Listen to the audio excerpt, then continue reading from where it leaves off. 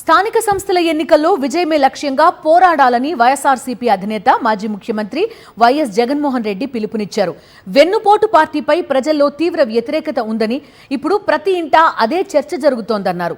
Rajahmundry rural నియోజకవర్గ party నేతలతో సమావేశమైన ఆయన పార్టీ క్యాడర్ పలు కీలక అంశాలపై పార్టీ క్యాడర్కు దిశానిర్దేశం చేశారు. ఆంధ్రప్రదేశ్ ని అధోగతి పాలు చేస్తున్న వెన్నుపోటు పార్టీ అధ్యక్షుడి వైఖరిపై మాజీ ముఖ్యమంత్రి వైఎస్ జగన్మోహన్ రెడ్డి మండిపడ్డారు. ఎక్కడ చూసినా మైనింగ్, లిక్కర్, ఇసుక మాఫియాలు రెచ్చిపోతున్నాయన్నారు. రాష్ట్రంలో ఏ మూలకు వెళ్లినా గంజాయి, మద్యం విచ్చలవిడిగా దొరుకుతోందని, వాటికి బానిసలుగా మారిన వారు తమ జీవితాలను కోల్పోతున్నారని ఆవేదన వ్యక్తం చేశారు.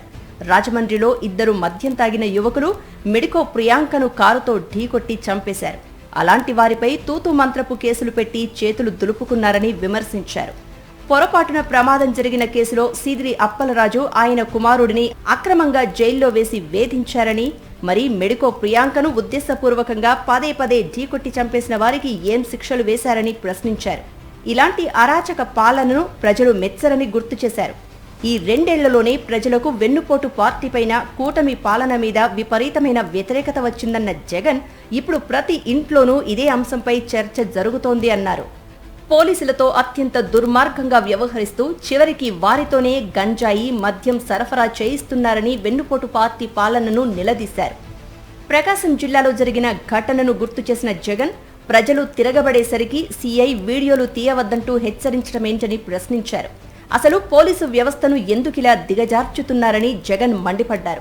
త్వరలో జరగబోయే స్థానిక సంస్థల ఎన్నికల గురించి వైఎస్ జగన్ ప్రత్యేకంగా ప్రస్తావించారు. గెలుపే లక్ష్యంగా పోరాటానికి రెడీ కావాలి అన్నారు.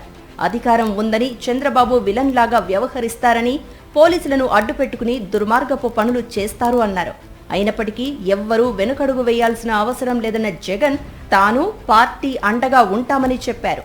విద్యార్థులు, రైతులు, అక్కా చెల్లెమ్మలు, అవ్వాతాతలు, ఉద్యోగులు, వ్యాపారులు ఇలా అన్ని వర్గాలను చంద్రబాబు మోసం చేశారని విమర్శించారు. అందుకే వెన్నుపోటు పార్టీ, కూటమి ప్రభుత్వం మీద 2 ఏళ్లలోనే తీవ్ర వ్యతిరేకత ఏర్పడిందని అన్నారు.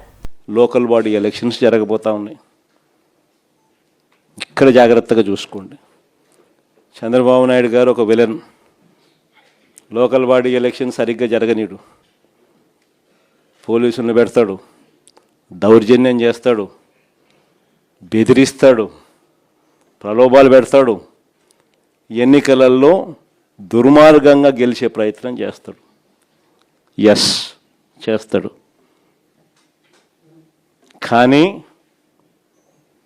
అందరూ గుర్తుపెట్టుకోండి, ప్రజలు మనకు సపోర్ట్గా ఉన్నారనేది మాత్రం ఖచ్చితంగా గుర్తుపెట్టుకోండి. ఎన్నికలు ఖచ్చితంగా జరిగించండి. అన్ని రకాలుగా మీకు పార్టీ సపోర్ట్గా ఉంటుంది. వేనన్న సపోర్ట్గా ఉంటాడు, జగనన్న సపోర్ట్గా ఉంటాడు, వైఎస్ఆర్ కాంగ్రెస్ పార్టీ సపోర్ట్గా ఉంటాడు.